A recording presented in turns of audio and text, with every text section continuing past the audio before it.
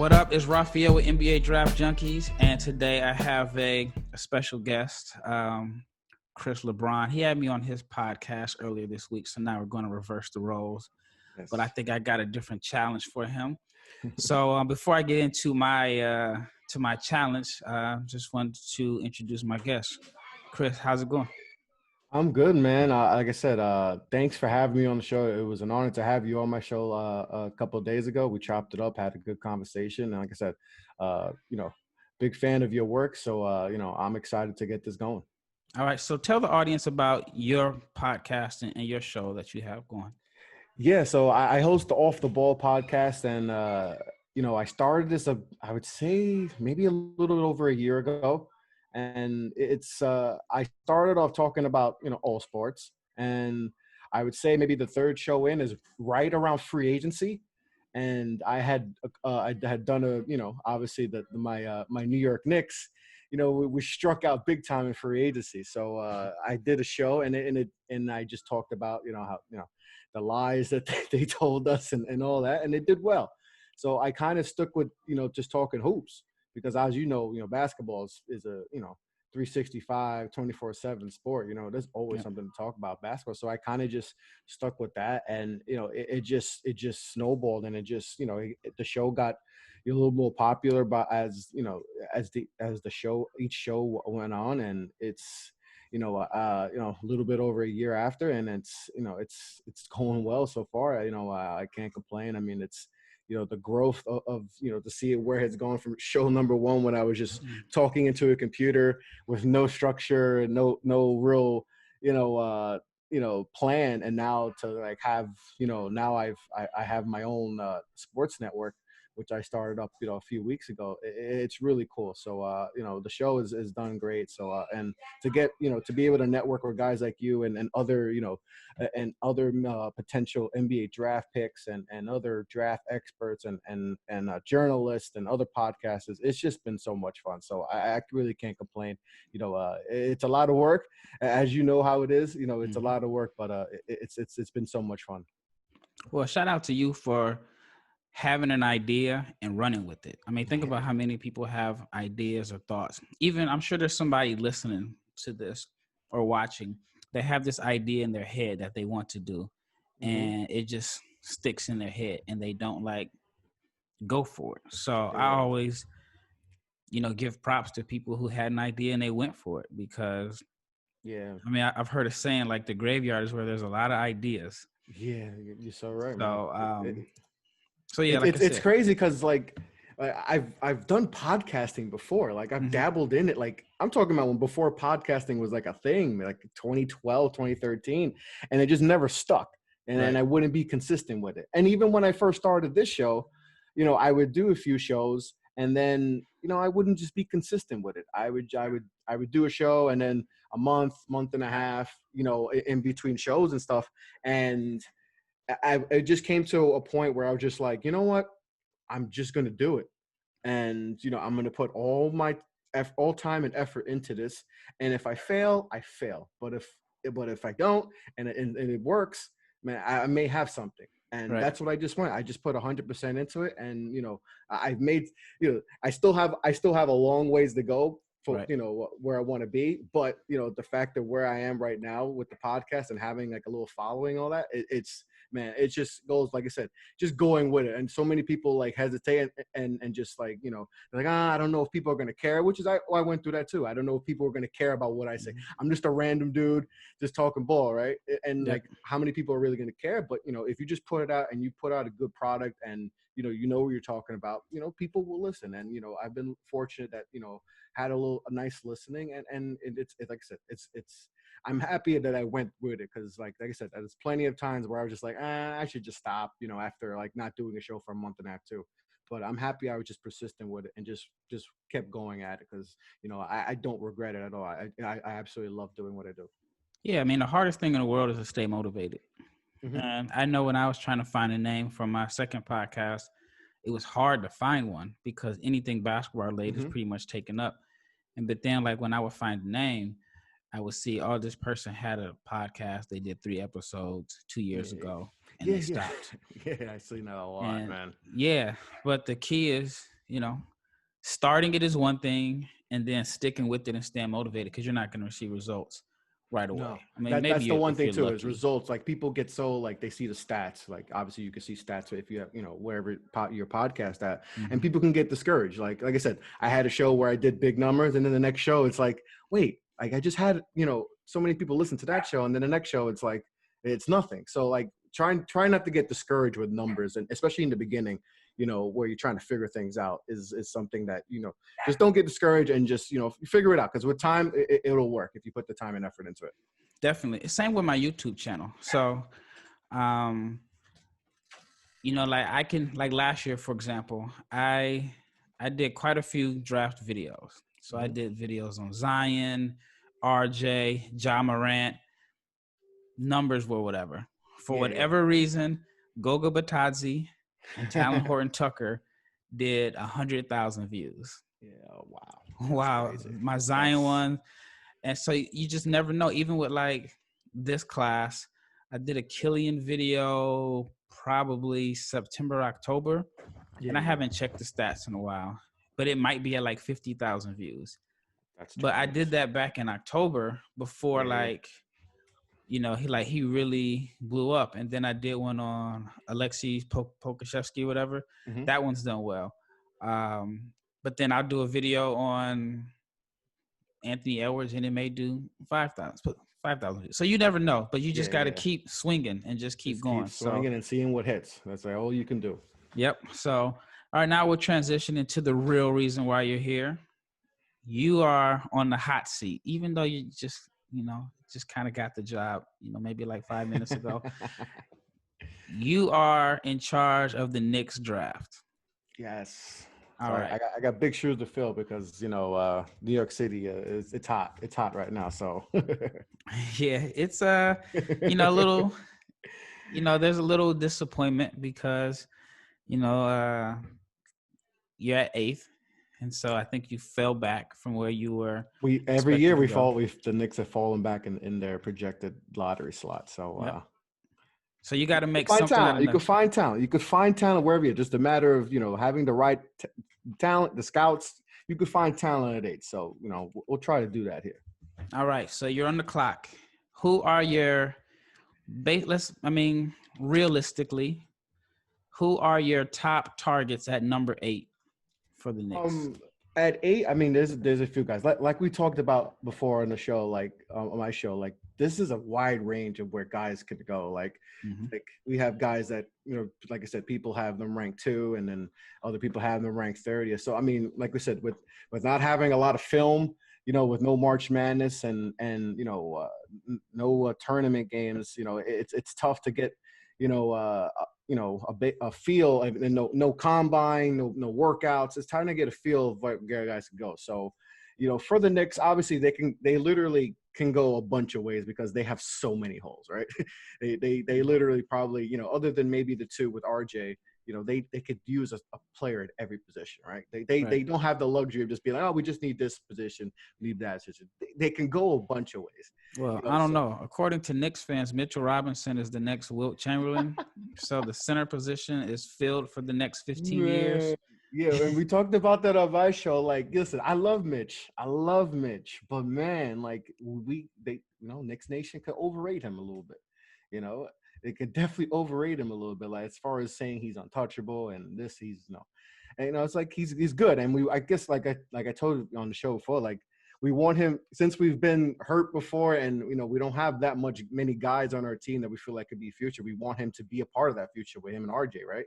We want it so bad, but realistically, it's like I believe he's up for a contract extension too, for him being a second round pick. So he's going to want to get paid too. And are you willing to give him $14-15 million for a guy who's still learning the game? Right? We forget that, he didn't play a whole year, when he got drafted. He missed the whole year because, with everything. So, he's still learning how to play. And he's not as great of a defender as we think. Like, he's solid. We see him do highlight plays, but he's still super raw. He gets into foul trouble. He'll have 2 fouls in the first 4 minutes, and then he's useless. It's like, so, I think we do overrate him a bit as far as, but it's definitely, if we could get a center too, like I said, I think RJ is where we're set at, but every other position, is up for the Knicks. But I mean, like I said, point guard is probably a position where, we could definitely use. So, I mean, there's Cole Anthony, there's Kyra Lewis, Tyrese Maxey. I mean, there's Tyrese Halliburton. There's a few guys, and then wing guys like Okoro and Vassell who have been the hot, especially those two guys have been hot of late with Knicks Twitter for sure. So, I mean, any one of those guys at 8, and then you had Obi Toppin go into 8 with the Knicks for the Knicks, which I would, it wasn't popular on my YouTube channel. Yeah. Knicks fans, have been going back and forth with Obi Toppin, but to me, if all those guys are available at 8, I got to go Obi Toppin. So you're going Obi. I'm going Obi. To me, the offense. Listen, I know the defense, and like I said, we talked about it before. The defense is a work in progress for a guy that athletic. He could be stiff and stuff, all that. But to me, the offense is what this Knicks team needs. They need offense. We don't know what we're gonna get from Knox. Ntilikina is still a work in progress. RJ, we don't know what RJ is going to be. He wasn't efficient last year. We don't know if he's going to take that next step. That's still a big if. So, but with Toppin, I feel like he's a plug and play, ready to go. He's mature. He's 22 years old. I think he's ready to go. His offense is plug and. I think he's the most NBA ready player to go. And for the Knicks, you just got to take the best player available. And if he's there out of all those guys, I think he's the pick. He just plug and play. You add him. He's good. He's good in fast break. He's super athletic. And like I said, his offense is ready to play. So to me, if all those guys are available, I think you got to go Obi Toppin at 8. All right. So you got Toppin at 8. Now, based off of what we know today, we haven't got free agency yet. Who is your starting 5? Okay. Starting 5 right now. I mean, I like Fred VanVleet a lot. I know we haven't got to free agency yet. So no free agency. Oh, so we're just going right now. Okay, no free agency. Yep. Okay, so okay. So right now, wow, who's gonna play the point? That's tough. If we keep Elfrid Payton, I guess you got to start Elfrid Payton at the point right now. Because Dennis Smith Jr. is still, we don't know what Dennis Smith Jr. we're going to get. He really disappointed last year. Frank Ntilikina, to me, is probably better suited off of being, that third guard off the bench. I think that's his role. The 2, you got RJ. The 3 right now, I mean, it was Mo Harkless and Kevin Knox. You would hope Kevin Knox can win that job, but, he hasn't, like I said, he's another guy who didn't show much last year, so that's another mystery, so you could start him there. Like I said, we got Toppin at the 4, and you put Mitch at the 5 or Taj, that's a Tibbs guy. So maybe Taj gets some starting because look, Mitch didn't start a lot of games last year, so I don't know how they're going to use, Mitch. I don't know if they want rather come up the bench, but you would hope he's a starter too. So I think I would go Mitch with the 5. I think that would be the 5 right now if, before free agency and after the draft. So you're moving Julius Randle to the bench? Julius Randle. I mean, that's another that's another one. Like I told you, the seat is hot. The seat is hot. I know. And Knicks fans are not crazy about Julius Randle at all. He has not been the flavor, even though he got put in a tough situation, which, you got to give him that. Like he did everything he could, it wasn't his fault that, they didn't give him much around him, to work with. And he was the guy. He was the best player on the team, with him and Marcus Morris were the guys. So it wasn't his fault that, he got paid like a number 1 guy when he's probably a 3. But, what, I think I would have to start. I'll bump Toppin to the bench, and I got to put Randle in that starting 5 because he is a good player. And like I said, he seems like he's working too, on that perimeter, on that 3-point game too, which is something that would be a valuable asset for this team. So I'll bump. I was thinking about Randle come off the bench, but I'll have Toppin come off the bench to start off the season. See, for me, I'm just gonna tell Julius, you're playing the 5. Starting at the 5. I'm starting Julius and Toppin. I don't think there's much of a difference. I mean, Julius is not going to offer much rim protection.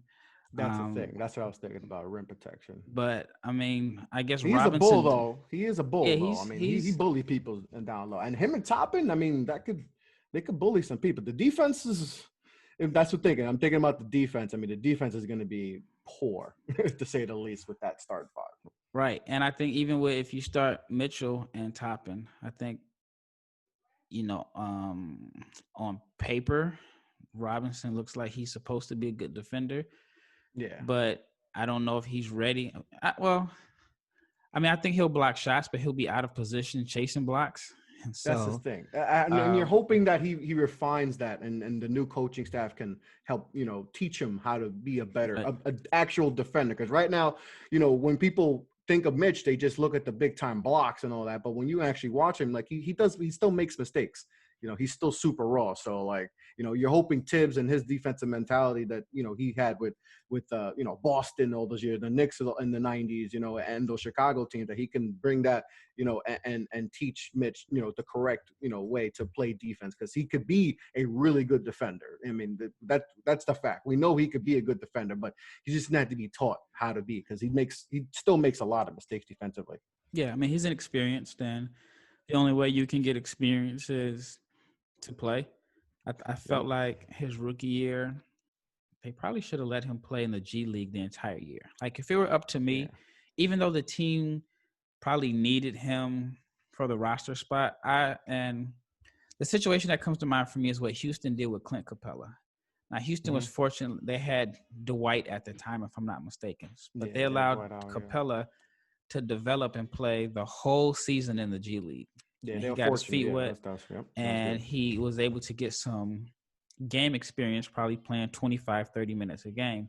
Yeah. While Mitch hasn't had that opportunity, really. Yeah, he kind of got forced into, but playing it was because here and there. But I would have gave him an opportunity to play 30 minutes a game every night in the G League. And due to the proximity, I mean, I guess it's close, but not as close as people may think. But I would have had him playing back and forth, just back and forth. If we were on the road, he would have went with us on the road. If we were at home, I would have played for sure. Yeah. Heavy minutes in the G League. Yeah. So they should have done that with Knox. They should have done what with Kevin Knox last year. They should have put him in the G League. Yeah, I just think it would have been too much media attention because he was a lottery pick. Mitchell was a second-round pick. And he needed it. I think he really needed to just get his confidence back. Even if, like with ball, like sometimes you just need to see the ball go in. Even, it doesn't matter. Like as long, if they would have put him in the G League and just let him see a shot go in, let him average 20 points in the G League for a couple, and just let him get his confidence. Maybe that would have helped him when he got back to the Knicks, and maybe he would have seen a different player. But that wasn't the case. I mean, I guess he's a top 10 pick, but still, if he's not developing, you got to put him in the G League. It's tough though. It's tough. I know it's tough, and it's probably it would kill his his ego a little bit because he was a high pick, but at the end of the day, with the way he played last year, maybe that little time, just maybe that could just get your confidence going back and just get that get something going there, because it was rough last year for Kevin Knox. Yeah, and see, this is why I think it's tough if you have a lottery pick, because if you put them send them down to the G League, it's going to create a story. And I worked in the G League for maybe 4 years, and I actually saw the negative side of it. So, for example, I give you 2 examples that I can think of off the top of my head. One was Hasheem Thabeet. Yeah, and he was with Memphis, and they sent him number 2 pick, to the G League. And of course, it became like a big story. And then, the G League is full of hungry dudes, trying to make it. And they know, like, oh, well, if Hasheem is down here, then that means we know. I think he was with the Grizzlies at the time. Or maybe he was, I forgot. I know he got drafted by the Grizzlies, but it may have been, I forgot which team he ended up playing for because they didn't have an affiliate at the time. So I think it was RGV, Rio Grande, the Rockets G League team. And, man, they were trying to dunk on him every play because they knew people were watching. It was like, attack him. And I think it killed his confidence. And because you would think like, oh, he was the number 2 pick. the G League is high scoring, so maybe people thought he was going to come in and average 20, 15, and 5, but he was never that guy. So once he wasn't getting numbers in the G League, I think the team called him up just to save what little confidence he had left. And then another situation that people may not remember, and I get them mixed up, it was one of the Morris twins. So the one that was drafted by Houston was struggling his first year, and they sent him down to the G League. And at least the games I saw, he didn't really look good at all because everyone was attacking him because it's this is a lottery pick. This is where I can get my name out there. Exactly, yeah. And he struggled, and then they sent him to Phoenix. And then he ended up playing with, I want to say it was Marcus that started. I don't know. But anyway, so I said all that to say this. I think with lottery picks, it can be tough sending them down because it's more pressure on them because not everybody's expecting 30, 40. Yeah. And and they're still kids. They're still like 19. So I think in Knox's case, because of where he was drafted, and I think they should have played him more, but then I also feel like if he didn't earn the minutes, you shouldn't give him the minutes. So I think his situation would have been a lot different than Robinson because he was a second round pick and everyone knew that he was inexperienced. Oh yeah, skipped the whole year. So I would have had him play the whole entire year in the G League. But transitioning on, let's say Toppin isn't available. Who is number 2 on your big board for the Knicks if Toppin isn't available at 8? I like Vassell a lot. I like Devin Vassell. I think his defense, he has long arms, and add a guy like that who could shoot the 3 well too. I feel like he, I think a lot of people have been with him and Okoro a lot. That's been like the, who's the better, wing guy that, if both guys are available there. I like Vassell a little bit more. I think his offense, it can be more dynamic a little bit more than Okoro. I like Okoro's defense too. Don't get me wrong. His defense is tremendous, but I to me, Vassell, what he did at Florida State, they clamped down, those Duke teams, watching a lot of Duke basketball, he did some good things against Duke, for sure. That's what got my eye with Vassell a lot this year. So I like Vassell a lot. So, that would probably be my number 2 guy. If Toppin was gone, I would definitely with Vassell and Cole Anthony too. I like Cole Anthony in the pick and roll situation. I feel like that could be very dynamic too with him. And I feel like people will get discouraged with him because they look at the stats and they're like, oh, he wasn't efficient. But also, like I said, there was a lot of factors into that too. He battled some injuries, and then that UNC team wasn't as good as we thought we was going to be. They struggled big time. So I think Cole Anthony too would be, I think he would actually probably excel more in the NBA than he did in college. That's just me. I'm torn on Anthony. I like him a lot. I just don't know about him as a playmaker because the court vision, like he makes basic reads. I do think that with NBA floor spacing, he should be a better finisher than he was at North Carolina. I think he would be a sexier pick as far as name-wise and name recognition than Vassell. And then I guess you'd have to decide like which is more of a need. Do you reach up for Anthony because that's higher than what a lot of people are projecting him to go? It's about right where Vassell is projected to go. I could see them trading down too, the Knicks. I wouldn't be surprised if they trade down to 8. If they trade from 8 to maybe get in in teens, early teens. It wouldn't shock me either if they do that too. I think they may trade up. Would it be for Killian or for LaMelo? You think it would be that's a trade-up situation? Yeah, maybe. Or it's so hard to predict. It's like I said, this draft's so unpredictable, man. It's hard to even who's going to be where. Like it's crazy. I still think they're going to get Chris Paul. I still believe that they're going to get Chris Paul. And so that would cost probably a first for sure, right? So I don't even know if they could probably give up because I think OKC just wants to do a dump. They want to do a salary dump. The Knicks have some picks from the Porzingis trade. Yeah, they could probably give up. I mean, I know like off the top of my head, the money's not gonna work. Knox, Dennis Smith, and maybe a future first, a couple future firsts, and then throw in probably a big contract. It could be Julius's contract. It would have to be Julius, right, to make match it up the work. money. Yeah, It to would make have it to. work. And that's the only guy who's making big money right now on the team. yeah, and I think the Knicks fans may be pleased with that because you got rid of a couple guys that people weren't too high on anyway. And Chris Paul will probably, if he gets them at the 8th spot next year, I think they would be better than Orlando. You get them, Knicks make the playoffs. That's a win. You get him, and then I think that's a win. Yeah, I think that's draft a point guard at 8, and you have like a Cole Anthony, and he learns from Chris Paul. I mean, we've seen Chris Paul work with small guards this year in the West. With Shea, so he did great with Shea. That would be what I would do for the Knicks, because I do think with Tibbs, and he's going to want to win now. I mean, we saw him, even though he was in charge with Minnesota, he wanted to win now, and he got rid of Levine, who had upside, for Jimmy Butler, and he was right on that. It didn't last long. So all right, if so you said Vassell would be your second choice, and then Cole Anthony would be third. All right, so now let's go down to who do you have the Knicks selecting, or who do you think could be a target for your second pick?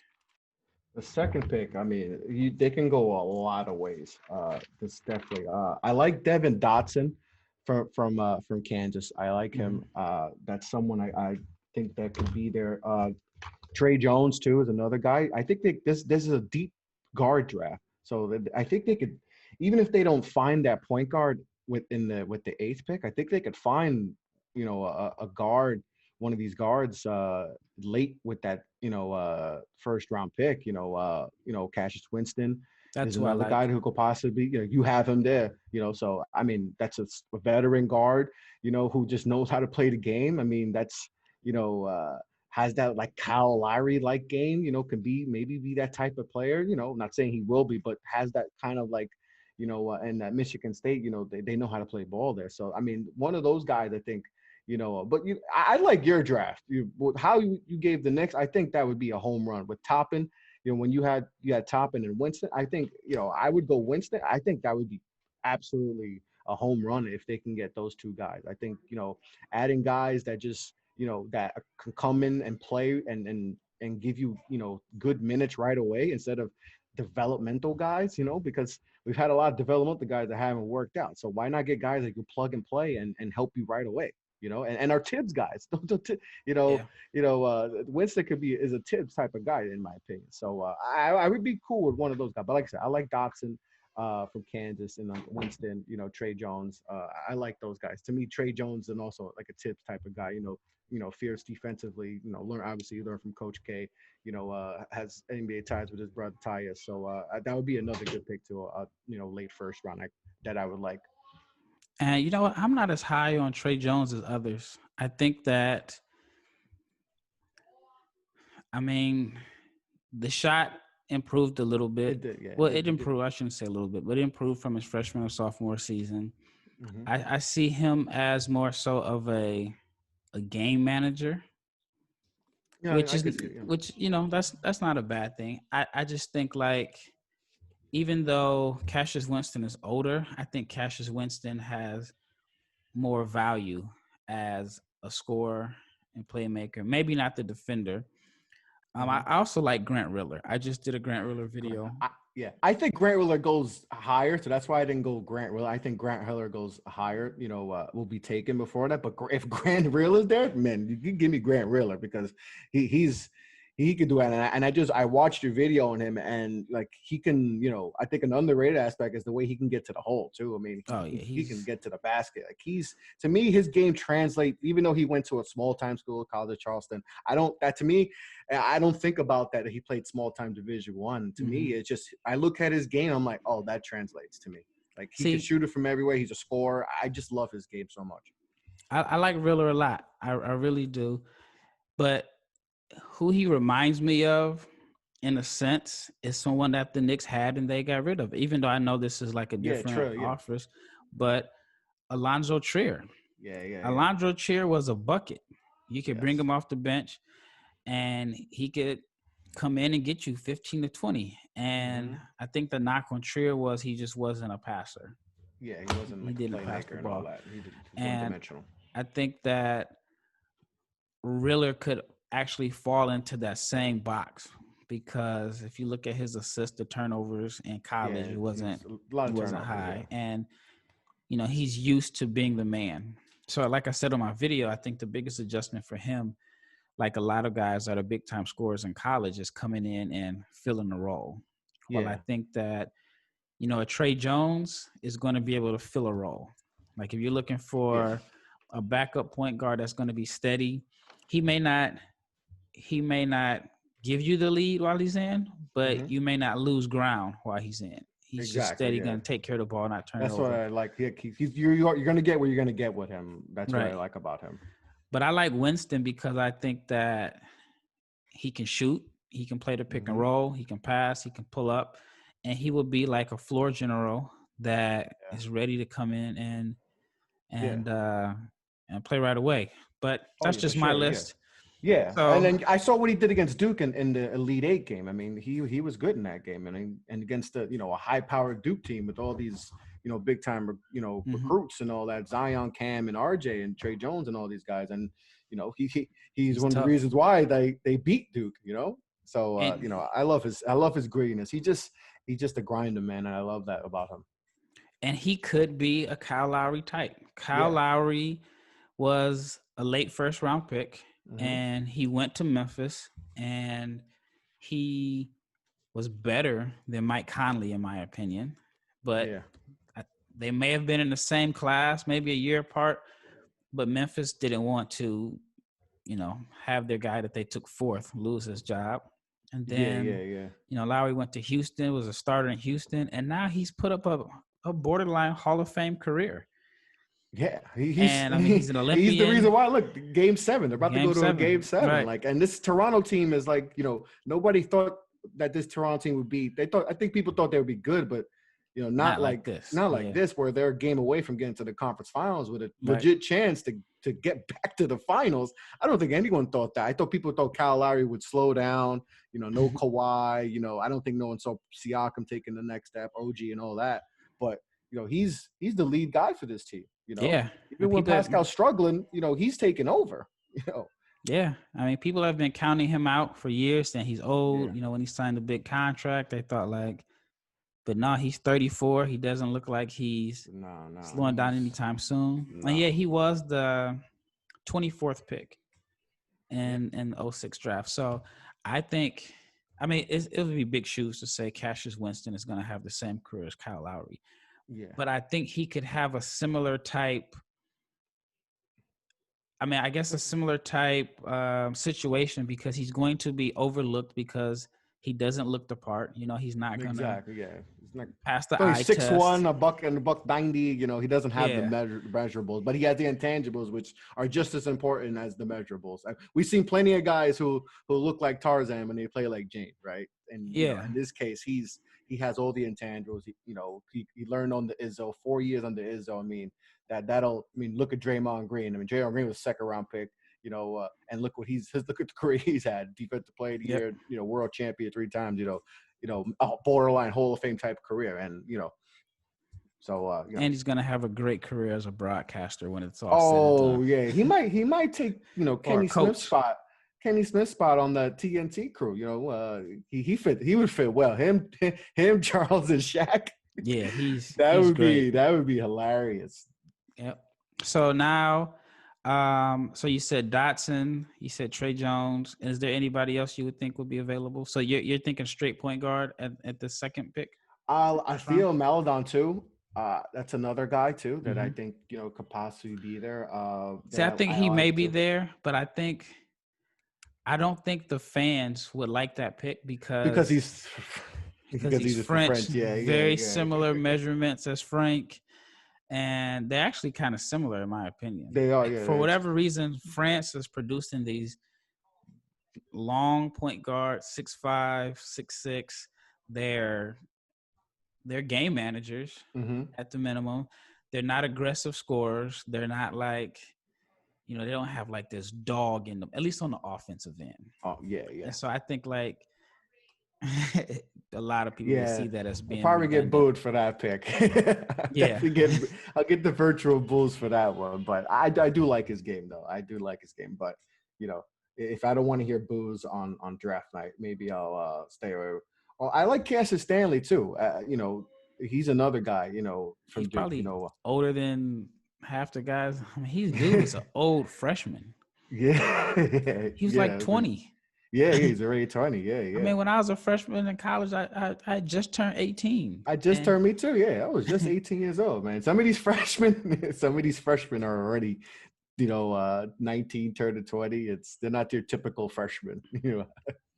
But who he reminds me of? A former Knick, Trevor Ariza. In the sense that when Ariza was with New York, he was so young, he wasn't ready. They gave up. Oh, yeah. They gave up on the way too quick, right? And second round pick, right? He was the second round pick. I think so. Knicks, right? Yeah. Second round. UCLA, right? Yeah. Yep. And so I think Stanley is a guy. He has the tools. Obviously, we know he's gifted. Bouncy. Yeah, his bounce is crazy. Yeah. I don't know if he's a good defender right now, but he definitely has all the physical tools. If you can get him to buy into, hey, we just want you to play defense, knock down corner threes, run the floor, and jump to the moon when we throw the ball up to you. If a good development program, which I don't know what the Knicks have right now because everything is new, but I think you can make a player out of him because he has what you can't teach. So yeah, that's why I feel like you could do it with this pick with the late first is that you take a guy who you feel like, okay, he may not be ready to play right now, but if we have the right, coaching staff and right development program, and we could develop him in 2-3 years to be a solid player. I mean, there's a lot of guys around that could be here around pick 28 that they're going to have the pick of the litter to pick from. So a guy like him, Jameis Ramsey too is another guy I think that might be around here too. Maybe RJ Hampton too.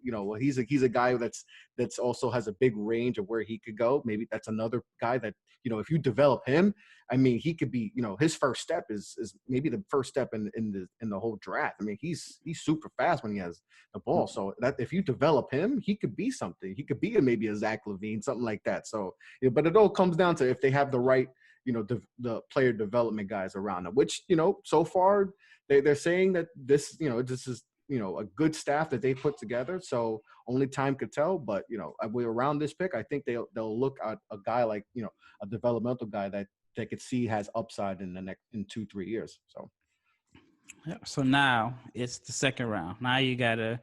This is where, in a sense, this is where you make a name for yourself. Exactly. If you can find Mitch Robinson. Yeah, if you can find a Mitchell Robinson. But I think the Knicks, in past years, I cannot say that they've drafted bad. Yes, agreed. I think even if you go back to like David Lee had a good career for where he was drafted. Exactly. Nate Robinson. Nobody expected anything out of Nate Robinson. He was solid for a little bit, Yep. Even Shump for us a little bit before he tore his ACL. I think people thought like Shump could be a really, really good player before he blew out his knee in the playoffs. So I mean, it's not that they drafted. It's just they've had some good drafts. Just a matter of developing those guys to, that's been the issue is the development process. Yep. Yeah, I just think it's a combination of in the beginning of the draft, you've missed out on the home run hitters. I think who did they pass up? Was it Donovan Mitchell was passed up? Yeah, for Frank. That was the Mitchell, right? Yeah, so that was a mistake there. That was tough. Even though I remember going into that draft and I was like, okay, I did like Dennis Smith Jr. I'm not gonna lie. I'm not gonna give a front. I did like Dennis Smith Jr. I just liked his physical tool. I felt like if you could develop him right, I think he could have been a special, like a mini Westbrook, I was thinking. But, I remember I had a friend of mine say, yo, Donovan Mitchell, man, we got to get Donovan Mitchell. And he's like, Donovan Mitchell, man, we got to get him. I'm like, okay. And then I started watching more Donovan Mitchell. I was like, okay, I like him. But I was like, I want Dennis Smith Jr. though. Yeah. I did want Dennis Smith Jr. But then I was like, okay, I'd be fine if they took Donovan Mitchell. But obviously they didn't go that way. And they took Frank Ntilikina. And then we know the rest is history as far as that, which the Frank Ntilikina thing came out of nowhere too. That was crazy about that. But and nobody saw Donovan Mitchell coming out. Like, I mean, I remember watching film and all that, and I thought, man, he's gonna be good. Yeah. I didn't see this, but things you can't. I don't think anyone saw that he would be like, you know, almost a superstar type player that could take over games. Like, he's gonna get nobody saw that. He's a max player. Yeah. Like, but I think he ends up in New York eventually. Why? He's from the area, and he's a CAA guy. And he's in Utah, so he already has his own sneaker shoe with Adidas. And you put that in New York, listen, man. Put that in New York area. That could blow up. That's just especially if he balls out. Every Knicks fan will be rocking his Adidas. And even I can't even think on top of head. I forgot what they look like. But if you put that in New York, everyone's gonna know what they look like. Sure. Yeah. But, and so that's my. I think they're putting things in place as the Knicks. Like, I feel like they're gonna make a move. I don't know how big of a move. I just think they're gonna make a move. Like, I don't think they're gonna stay put. I think they're gonna try to figure out a move, you know, whether it's Chris Paul or someone, you know, a Discron, whoever's they're going to try to read, because I just don't see them going as is with just draft picks. And then with Tibbs, you know, I don't think they would hire Tibbs, you know, if they were going to go with the young guys. You know, if that was the case, they could have hired, you know, a bunch of other coaches, Kenny Atkinson or like a Phil Handy or Udoka, a coach like that can grow with the young guys. You know, that's what I think with Tibbs. Like you said, Tibbs is in win now mode. Like, he's not. He's Leon's guy, and that's Leon's guy. You know, there's a whole bunch of CAA guys that have, you know, quote unquote, are available. You know, so you know, I think they'll make a move. I don't want to get my hopes up, because, you know, I've gotten my hopes up before as a fan, but, you know, I feel like something is gonna happen. I think you guys can get your hopes up. I don't know which one of Cat, Booker, Mitchell. One of those guys, I believe, is going to end up on the Knicks. I mean, I wouldn't be shocked if somehow, some way, because Cat and Donovan are both from the area. You're getting me excited, bro. I wouldn't be shocked. You're getting me excited, Ralph, man. The last time the Knicks were good was when CAA was behind the scenes running the Knicks. With Mike Woodson, Carmelo, Jr. Crossing my fingers, Ralph. Crossing my fingers. I'm hoping, but I'm not gonna put it. I'm not even gonna put it in my head. I'm just gonna be like, all right, we're going as is with the draft, whatever. It's gonna go as is. But like I said, I think something's gonna happen. I just don't know what. I don't know who we're gonna go after, but I feel something happening. Call me a Knicks conspiracy theorist. But did you notice the guy that they just hired from Utah? Which guy? Johnny Bryant. Johnny Bryant. Yeah. And he has a lot of time. Yeah. That was Donovan's. I think that was Donovan's position coach, if I'm not mistaken. I can find out, but I thought that was a very strategic hire. He's the associate coach, young, black. That's what I'm saying. I feel like they're all these moves were made for a reason, not just Worldwide West and Leon. They made all these moves because I feel they know something.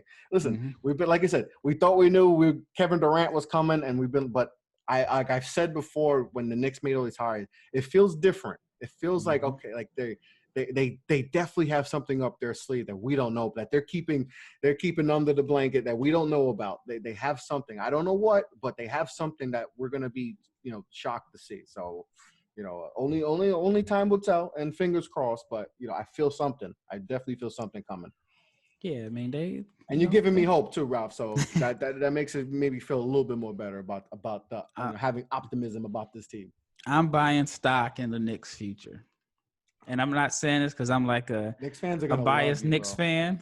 I don't know, man. They Knicks fans be on my head whenever I say. If you put this out, man, they're gonna love you now. You get them on your side, man. When we're on your side, when some Knicks fans could get crazy and all that. But when you're on your good side, man, we good. We'll see. But yeah, I would buy stock. All right, now here we go. Second round.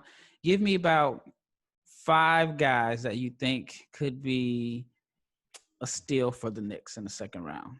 So this is pick number 38, I believe. 38. Man, this is tough because it's like I said, the range of guys is really it's all. I think Desmond Bane can be there at 38 from TCU. I like his game a lot.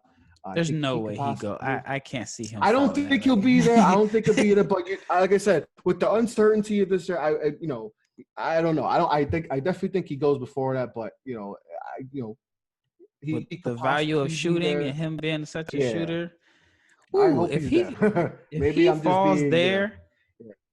I mean, if he falls there, he's a guy that I could see as being first team all rookie, just because he has a defined role. You know what he's going to do, and I have been predicting him to maybe like late 20s, which means he's going to go to a good team. And when he goes to a good team, that means they usually have a star player that needs a 3-point specialist to be a complementary player. So I think that he'd be perfect for like Denver. I mean, I thought like Milwaukee. Spot, Milwaukee has a late pick. The Lakers have a late pick. Toronto. I mean, there's so many teams that are good in that range. Even like Dallas. If Dallas wants to pick them as high as, I think they're at 17 or 18. 18, yeah. I mean, 18. I'm sure they've scouted him. I mean, Fort Worth is right here in town, and they love shooters. So, yeah, I think that he's going to go higher. But, yeah, if he falls to the Knicks, that would be good. Yeah, maybe it's just me putting that into the air, but he probably will go before that. But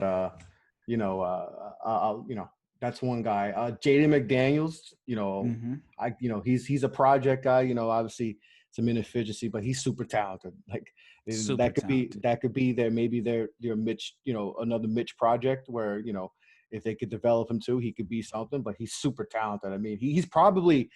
Talent-wise, he's a lottery pick, right? You would say his talent is top 8 is top 10, right? It's top 10 talent, but he didn't put it together in 1 year. But if you develop him, you could possibly get a steal. You could definitely get a steal with him. So maybe he's there. I like Sam Merrill too out of Utah State. He's been growing on me too. So what do you like about his game to where you think that he could be a good fit for the Knicks? Merrill? Yep. I love the shooting. And I think, like I said, you can have enough shooters. And, that's something, I think the Knicks definitely need is to get more shooters, especially with RJ Barrett. You have him go to the hole, kick it out to Merrill. I think he could be, one of those guys that could just hit shots right from the jump. I think that's his style. So I definitely like a fit for him. I like Payton Pritchard too. He's another guy that I feel like, has a little. I like that he has a little Tyler Hero in him. I feel like got a little swagger to his game. Got a little swag. I remember watching a game this year, and I don't know if it was against USC or against Stanford, but he was hitting shots from almost from the logo. Like he was just, and I was like, whoa, I gotta watch more of this guy. Like I just liked his game a lot, and I feel like he's just not just a shooter. He could get to the hole a little bit. I definitely like his game. I like his moxie. I feel like Nick, he would thrive in New York. I feel like that's a guy I like too. Let's see who else. I like Isiaha Mike out of SMU too. Isiaha Mike at SMU, big time 3-and-D guy. He maybe he's probably lower on a lot of people's boards, or but just watching a lot of film on him, I just like him. I like his, he's a big 6'9", 3-and-D type of player, could shoot it. Shot I think over 40% from three. So I like his game a lot. Markus Howard too, man. Marquette, just a bucket, It's just simple, right? It's just, he's just a bucket, and he's one of those guys like we talked about before, he's undersized, kind of like a Grant Riller, where he's just a scorer and all that. So, and people are just going to look at him because he's, he's a 4-year guy and all that. And he's young though. He's like a 4-year guy. He's like 22 and a half, right? Yeah, so he's not like your typical like a 20, like he's not 24 or anything. 23 going to be 24, so he's kind of a young, 4-year guy. So that's another guy. I think those guys would be there. I mean, there's so many guys that that I think there's just a wide range of guys that could be that the Knicks can choose, or maybe one of these overseas guys that they could draft to stash, But yeah, those are just a few guys that I like at 38 for them. All right. Well, man, I thank you for your time. So you've given me about 9 or 10 guys that you think would be good for the Knicks. Yeah, you passed the test. I hope I make the Knicks fans proud with this draft. Well, you passed my test on the hot seat, Yeah. So, but yeah, the Knicks fans, that's a totally different test. But once again, I thank you for coming on. And can you plug, like, where can my subscribers find you and where can they listen to your podcast at? Yes. So Off the Ball Pod, you could follow me on Instagram, Twitter, Facebook on Off the Ball Pod. Just type that in. Off the Ball Podcast. It's available on all streaming platforms, no matter what, wherever you listen to your podcast, you can listen to it. Also on YouTube, I got the YouTube channel also. So just type in Off the Ball Podcast, find me there. Like I said, I have a sports network that I launched a few weeks ago, Off the Ball Network. So you could find some of my stuff there too, all the podcast and some articles that I have up there too. And this was fun, man. I really appreciate you having me on the show, man. All right. Yeah, man. No problem. We'll definitely have to do it again. Yes, for sure. I plan on having another mock draft. Yeah. So my goal is to get a big group of guys. If I can get 28 guys. Oh, really? Yeah, trying to do a big time mock draft where. Yeah. That's fun. So yeah, my dream scenario is find guys that cover or that have a favorite team, and then they would be in charge of drafting for that team. That sounds like fun. Excuse me. So yeah, you would you'd be the Knicks. You'd have 3 picks. There you go. I got to get the draft board ready. Got to get my scouts ready to watch some film. Well, I have plenty of time now. I mean, they said the draft is not till like November 18th. Yeah, so. But they bounced it, but they pushed it back again. So that's wow. There's going to be so much time in between. Like I think you mentioned James Wiseman and someone else. There'll be LaMelo would be like a year in between playing ball. Like that's crazy. That's a long time, man. Games. I think RJ would be in that range too. I'd have to ask him, but I think he was done playing in late December also. So yeah, there's going to be guys that it's going to be a full calendar year before games, tough. Which I wonder, like, and I mean, I go on a whole different tangent on this, but this is like 2 off seasons in one. So if the average college player was done in March, they were done like second week of March, which means they had like 9 months off season to work. So if you didn't work on your shooting or whatever deficiencies you had in that time, what are you doing? Yeah, exactly. Yeah. So there are some guys who, like in Okoro, we say all his knock is he can't shoot. If he hasn't worked on, he's had plenty of time to work on that shot. If he's not knocking down 300 threes every day, at least 5 days a week between, when he started doing his pre-draft stuff and when the season starts, then he didn't maximize his time. And I'm not saying like I know. I'm just using as an example. I got you. Of like Killian Hayes. I mean, he has plenty of time to develop his right hand. Yeah. That's his big thing. Is he's just pure left. Even when he goes right, he goes left. I mean, I'm a lefty. All lefties, we can get back left. Yeah. I said I was a great basketball player, but whenever people try to force me or other lefties to our right, there's always a way to get back to that left hand. So yeah, for sure, yeah. But yeah, man, I definitely, like I said, I got plenty of time now. Yes. I look forward to having you on again as a guest. And I definitely want to get you involved when I do this next mock draft. Yeah, for sure. And same way, because I've done mock drafts too, so I definitely have a few more planned. So I definitely love to have you on my mock draft shows too. So I think that would be fun for sure. All right, man. Thanks a lot. All right, this is Raphael with NBA Draft Junkies. I got my guest, Chris LeBron from the Off the Ball Pod. It's Raphael, NBA Draft Junkies, and we are out.